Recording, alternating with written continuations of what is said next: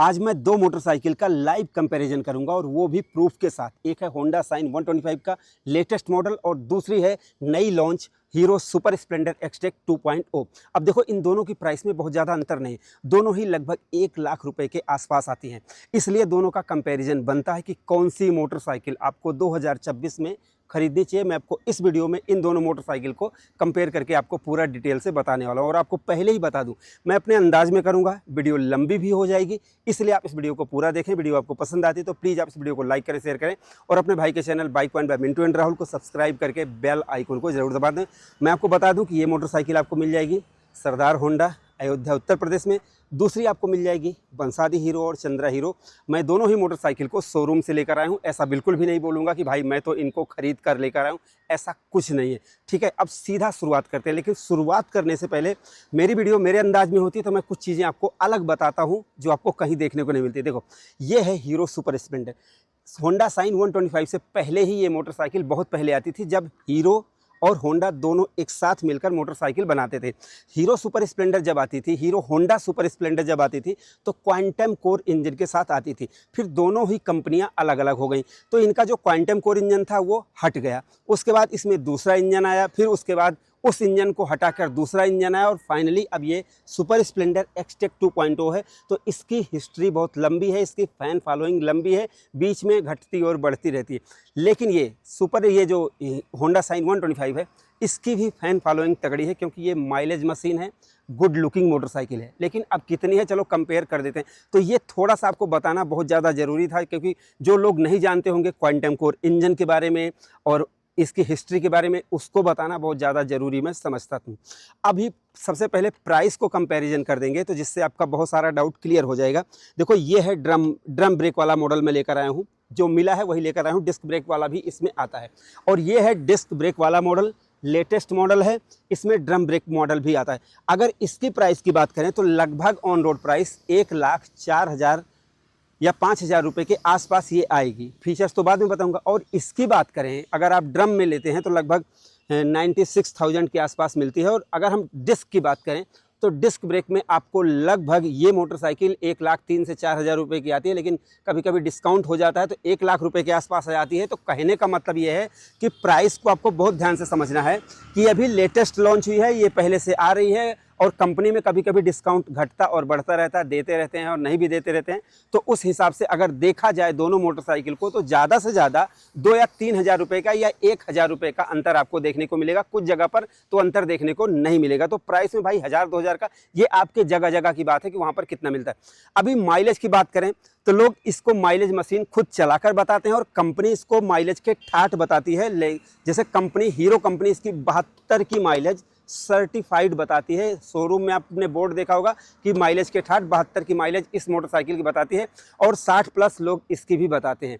अभी माइलेज को हम और ज़्यादा डीपली कंपेयर करेंगे। ये वीडियो काफ़ी लंबी होने वाली है, विदाउट कट। आपको लगेगा कि हाँ भाई ने मेहनत की है, इसलिए लाइक शेयर सब्सक्राइब करना बनता है भाई। ठीक है, अभी शुरुआत कर देते हैं कंपैरिजन की, क्योंकि मैंने आपकी माइलेज और प्राइस की कन्फ्यूजन दूर कर दी। दोनों ही मोटरसाइकिल आप देख रहे हैं लुक के मामले में सिमिलर तो नहीं लग रही हैं, लेकिन 15-20 का फ़र्क है। ठीक है, क्योंकि इसका डिज़ाइन और इसका डिज़ाइन जो वाइजर का है 15-20 का अंतर है। बाकी और चीज़ों की बात करते हैं तो इसमें हैलोजन बल्ब वाली हेडलाइट आपको मिलती है। अभी स्पेशल एडिशन आया था तो उसमें आपको एलईडी मिलती थी।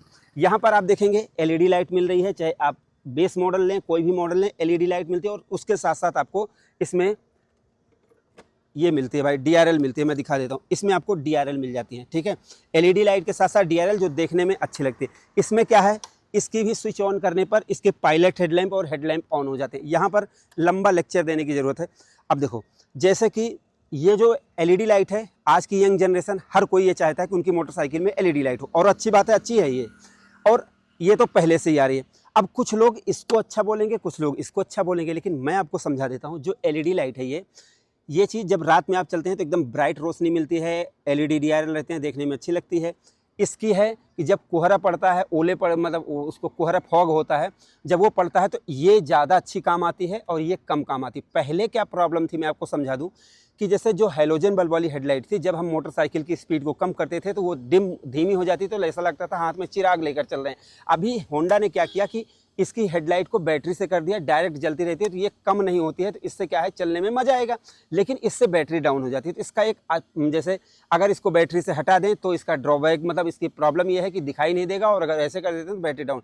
इसमें क्या है कि इसमें आपकी परमानेंट लाइट ऑन रहती है, इससे आपकी बैटरी पर बहुत बड़ा फ़र्क नहीं पड़ता है।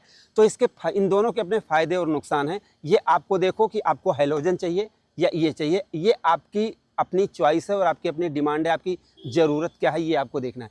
दोनों में ही इंडिकेटर आपको मिल जाते हैं, बिना इंडिकेटर की तो मोटरसाइकिल नहीं आती है।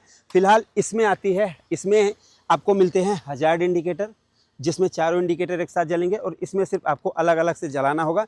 इसमें ये चीज़ नहीं है, तो हज़ार्ड के लिए इसमें आपको अलग से मॉडिफिकेशन करवाना पड़ेगा। टायर साइज़ की बात कर लेते हैं, फ्रंट से ही कर रहे हैं तो पूरा एकदम टाइम देंगे आज आपको।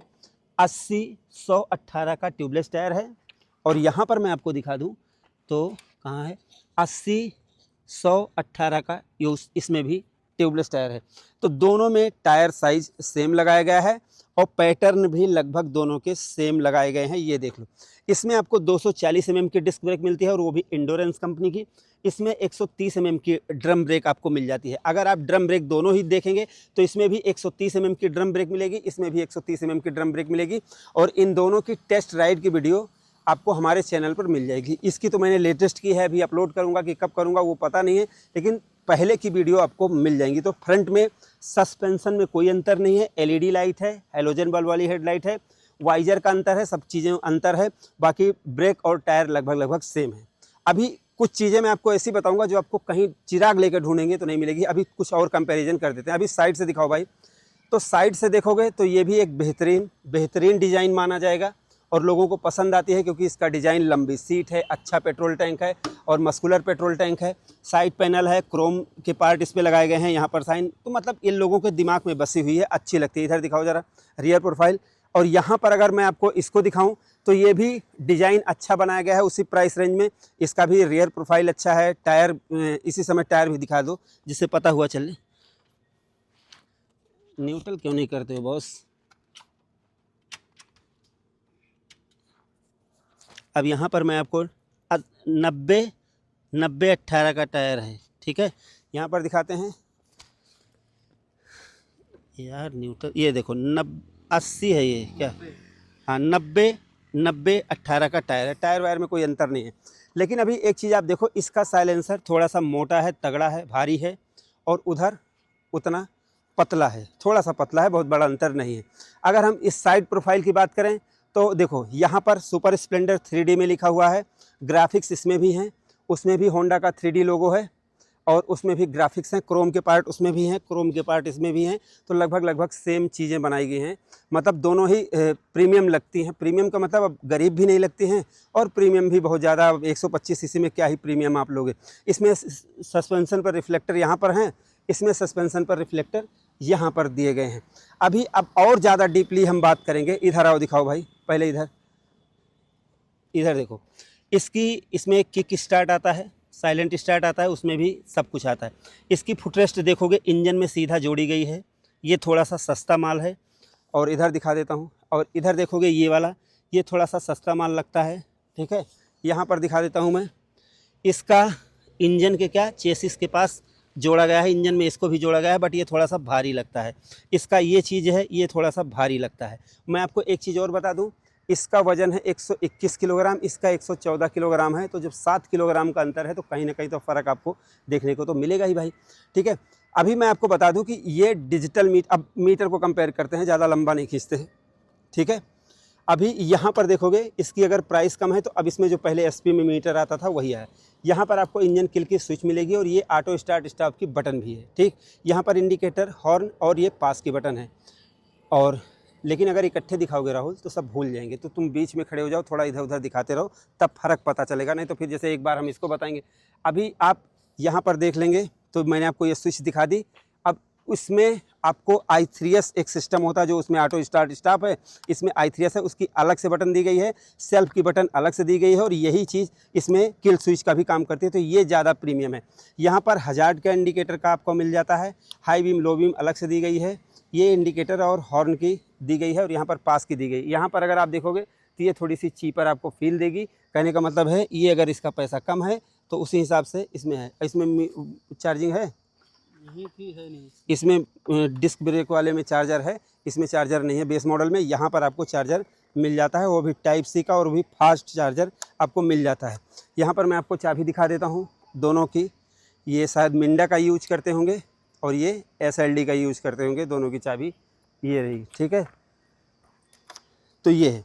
अभी स्विच में आपने देख लिया कि अंतर है। अभी मीटर के अंतर को बात करते हैं कि मीटर में क्या अंतर है। इधर मैं आपको दिखाता हूँ, देखो ये फुल्ली डिजिटल मीटर है, लेकिन ये भी ब्लैक एंड वाइट है, काला सफ़ेद ही है भाई।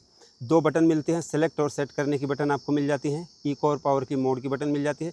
अच्छी बात यह है कि इन्होंने गियर पोजीशन इंडिकेटर दे दिया है, और यहाँ पर टाइम आपको बता देगी, जिस चीज़ की ज़रूरत है इन्होंने दिया है। टाइम बताएगी, गियर पोजीशन इंडिकेटर है, रियल टाइम माइलेज आपको बताएगी, फ्यूल मीटर आपको बताएगी। और अगर आप सेलेक्ट करेंगे यहाँ से तो देखो ये एवरेज बताएगी आपको, कितनी रेंज बताएगी आपको, टोटल बताएगी, ट्रिप मीटर, दोनों ट्रिप मीटर आपको, बस इसमें इतना ही है, इससे ज़्यादा नहीं है। यहाँ पर आपको दिखा देता हूँ, तो यहाँ पर आप देखेंगे हेलो माई हीरो, ये थोड़ा सा एडवांस है। यहाँ पर आपको पहले बात तो सारे symbol, low fuel, neutral, I3S, check engine light, और ये हाई बीम का और इंडिकेटर का, और ये साइड स्टैंड का मिल जाता है। फ्यूल मीटर यहाँ बताएगी। यहाँ पर भी ये आपको रियल टाइम माइलेज आपको मोटरसाइकिल बता रही है। Trip meter, trip A, trip B यहाँ पर आपको मिलेगा देखने को, ठीक है। ये चीज़ हो गई क्लियर। लेकिन अभी एक चीज़ मैं आपको, ये स्विच ऑफ स्विच ऑन, यहाँ पर आप देखेंगे कॉल, SMS, ब्लूटूथ।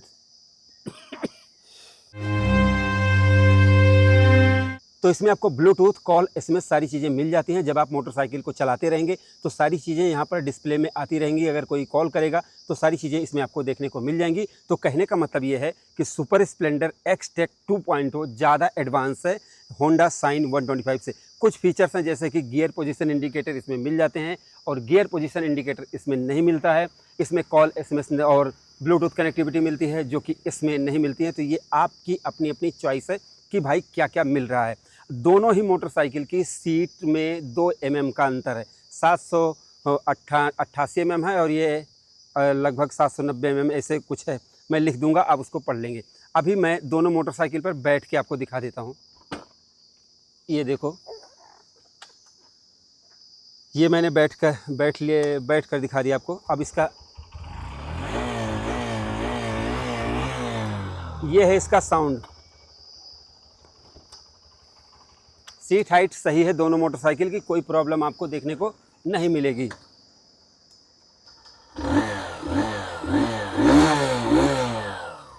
ये है इसका साउंड। तो दोनों में ही आपको साइलेंट स्टार्ट मिल जाता है, अच्छी बात तो ये है। अब इसके अलावा जैसे हम इसके इंजन की बात करें तो देखो, इसमें आपको अंडर स्क्वायर इंजन मिलता है, जो पहले से आ रहा है। मतलब पहले कुछ और आता था, बाद में अब आता है। अब इसमें आपको मिलता है 124 सीसी का इंजन, जिसमें आपको 10.6 HP की पावर मिलती है।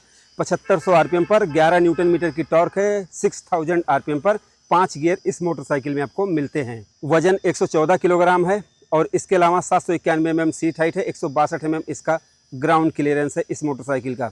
सुपर स्प्लेंडर का इंजन दिखाओ। सुपर स्प्लेंडर के इंजन की बात करें तो इसमें 124.7 सीसी का इंजन मिलता है, जिसमें आपको 10.7 bhp की पावर मिलती है। 7500 RPM पर 10.6 न्यूटन मीटर की टॉर्क मिलती है।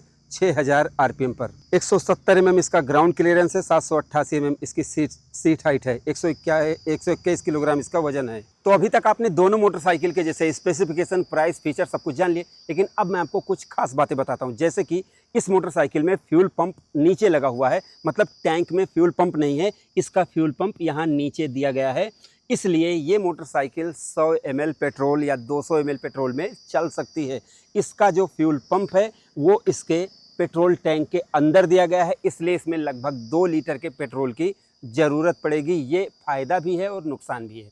जैसे कि अब ये 100 ml में चल रही है, इसका फ्यूल पंप नीचे है, तो कुछ लोग उसको बहुत अच्छा मानते हैं, कहते हैं 100 ml पेट्रोल रखना पड़ता है। लेकिन इसका जो फ़िल्टर होता है दोस्तों, बाद में उसको भी क्लीन करवाना पड़ता है। मैंने कई गाड़ियों में आपको दिखाया, आप जाकर उसको देख सकते हैं। इसमें क्या है कि भाई 2 लीटर पेट्रोल रखना है। अब 2 लीटर रखना कोई ख़राब है नहीं, वो तो आपकी मोटरसाइकिल है, चाहे आप 2 लीटर रखो, चाहे पूरा टैंक फुल करवा के रखो। तो कुल मिला के जैसे अगर आपको बुरा लगता है 2 लीटर पेट्रोल रखवाना, तो ये ज़्यादा आपके लिए अच्छी रहेगी, क्योंकि ये 100 ml पेट्रोल में चल जाएगी। अगर आपको फ्यूल पंप या और सारी चीज़ों का बहुत विशेष ज्ञान देखना है तो मेरे और चैनल पर वीडियो हैं, आप जाकर उनको देख सकते हैं। फिलहाल इनमें जो जो चीज़ें होती हैं वो तो मैंने आपको क्लियर कर दिया। अभी लगभग मैं इसकी राइड की बात करूं तो दोनों मोटरसाइकिल को आज मैंने लाइव राइड किया है। लाइव आज दोनों मोटरसाइकिल को, ये है होंडा साइन 125 और आज मैं इसकी राइड करूंगा और आपको ये बताऊंगा कि ये मोटरसाइकिल चलने में कैसी है। लेकिन मैं आपको पूरा प्लान बता देता हूं। देखो, आज मैं दो मोटरसाइकिल का कंपेयर करने वाला हूं, सुपर स्प्लेंडर एक्सटेक 2.0 जो बिल्कुल लेटेस्ट लॉन्च हुई है, और इसका अब इसको कंपेयर ले जाकर कहीं खड़ी करके तभी करेंगे।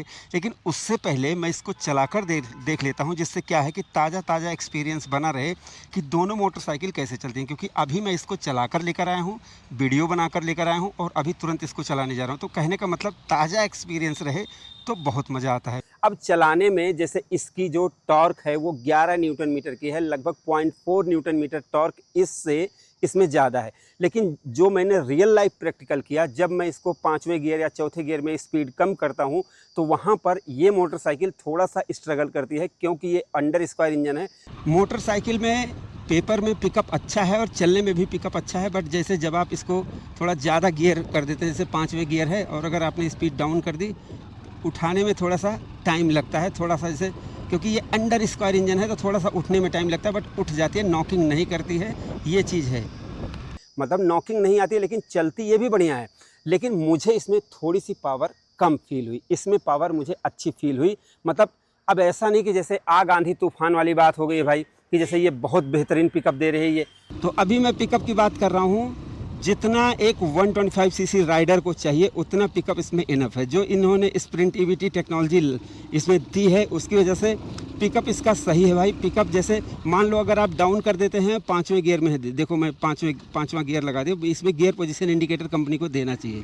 अभी 5वां गियर लगा दिया है, 24 की स्पीड में हूँ, उठ रही है, नॉकिंग नहीं कर रही है, ठीक है। E20 पेट्रोल भी आया है और ये E20 मोटरसाइकिल है। तो कहने का मतलब ये है कि जैसे बोर और स्ट्रोक ऐसा दिया गया है, ऐसा उसका बढ़िया बनाया गया है कि सही चल रही है। अगर आप स्पीड भी कम कर देते हैं तो नॉकिंग नहीं करती है भाई। 19-20 का फ़र्क पड़ेगा, जो जानकार होगा वही समझ पाएगा, बाकी कुछ लोगों को तो पता भी नहीं चलेगा। डिस्क ब्रेक में इसकी ब्रेकिंग तगड़ी है, मैंने देख लिया है, बिना ABS की है। अगर ABS आ जाए तो बहुत अच्छा। ड्रम ब्रेक में इसकी ब्रेकिंग में उतना मज़ा नहीं है। यहाँ पर अगर सस्पेंशन की बात करें तो दोनों मोटरसाइकिल के सस्पेंशन अच्छे काम करते हैं, जैसा होना चाहिए 125 सीसी में उतना ये काम कर रहे हैं। यहाँ पर मुझे कोई दिक्कत नहीं लगी, ठीक है। अब लगभग मैंने price, mileage, features, test ride सब कुछ बताया।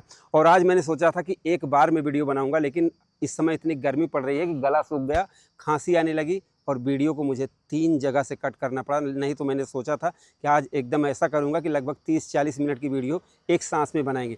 तो अब यहाँ पर लगभग हो गया। अभी आप पूछोगे, हो सकता है कि शायद सर्विस का खर्चा दोस्तों क्या है कि दोनों का लगभग बराबर आएगा, क्योंकि 125 सीसी की मोटरसाइकिल हैं। 100, 200, 300 रुपये का फ़र्क बाद में पता चलता है। अगर आप लोग कहेंगे तो मैं दोनों के शोरूम में, सर्विस सेंटर में जाऊंगा, उनके एक पार्ट की प्राइस पता करूंगा, फिर उसके बाद आपको बताऊंगा। बाकी दोनों ही मोटरसाइकिल के सर्विस सेंटर आपको हर जगह मिलेंगे।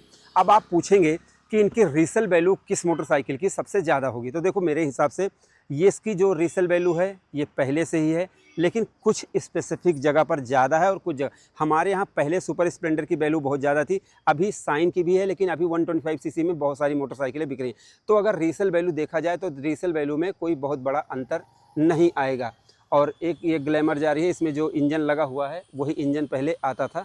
फिलहाल अभी मैं उनको बुलाकर दिखा नहीं सकता हूँ, ठीक है। तो अभी मैंने आपको इस मोटरसाइकिल के बारे में, जैसे राइडिंग क्वालिटी, हर एक चीज़ बता दी। अब आप पूछोगे कि लास्ट में कुछ अपना बता दो, तो भाई मेरे हिसाब से देखो, दोनों ही मोटरसाइकिल को मैं शोरूम से लेकर आया हूँ। अब मैं ये कह दूँ कि ये ख़राब है, वो ख़राब है, वो ख़राब है, ऐसा बोला नहीं जा सकता दोस्तों, ठीक है।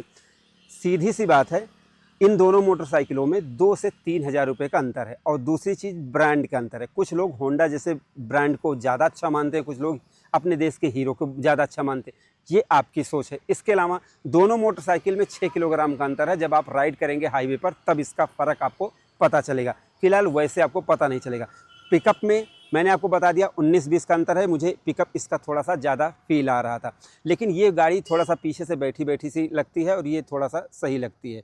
तो कई चीज़ों का अंतर है। तो मेरे हिसाब से दोनों मोटरसाइकिल को आपको चला कर देखना चाहिए, क्योंकि जब दोनों मोटरसाइकिल में मात्र 2 हज़ार रुपये का अंतर है। और हाँ, माइलेज के लिए मैंने कहा था, माइलेज दोस्तों इसकी 72 की बताई जाती है, लेकिन मेरे हिसाब से अगर आप दोनों मोटरसाइकिल को सही चलाएंगे तो 60 प्लस 60 65 ऐसे आप माइलेज मान कर चलें। और इसकी मैं कोई गारंटी नहीं दे रहा हूँ, आप ये खरीदें वो खरीदें, मेरी जेब में कोई पैसा नहीं आ रहा है, इसलिए मेरे भरोसे कि मैं जो बता रहा हूँ आप वो तुरंत जाकर खरीद लो, तो भैया इसके लिए मैं नहीं कह रहा हूँ। कुल मिला के जो आपकी चॉइस, देखो आप होंडा को भी चला कर देखो, इसको चला कर देखो, एक एक चीज़ का जो अंतर होता है वो मैंने आपको क्लियर करके बता दिया है कि क्या क्या इन दोनों में। दोनों की ही सीट खुल जाती है। एक चीज़ मैंने नहीं दिखाया है, ये सीट खोल कर दिखा देता हूँ। ये देखो इसकी सीट खुल जाती है, लेकिन इसमें रखने के लिए कोई जगह नहीं है। कोई भी चीज़ इसमें आप जैसे रखने के लिए आपको नहीं मिलता है यूटिलिटी के लिए। ये मैं आपको दिखा देता हूँ भाई फिर से।